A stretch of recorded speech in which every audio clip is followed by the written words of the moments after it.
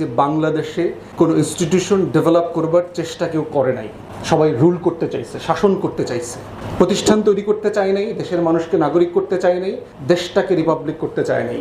রিপাবলিকের নামে এখানে সবাই মনার্কি কায়েম করেছে। Everybody whosoever govern for last 53 years or so, everybody. তারা মনে করেছে এটা আমার বাপার দাদার সম্পত্তি। যেই বয়ানটাকে ভেঙে তছনছ করে দিয়েছিল ওই নতুন প্রজন্ম রক্ত দিয়ে, দেশটা তোর বাপের না, রাস্তায় রাস্তায় লেখা আছে দেখেন, দেশটা তোর বাপের না। তো সেই জায়গায় প্রস্তাবনা আমার তৈরি করা আছে অলরেডি। আমি মনে করি আমাদের এখানে এই কলোনিয়াল কনস্ট্রাকশনের যে বিচার ব্যবস্থা, এটা ভেঙে দিতে হবে। আমাদের হিস্টোরিক্যাল এই জমিনের বিচার ব্যবস্থা আছে, সালিসি ব্যবস্থাপনা।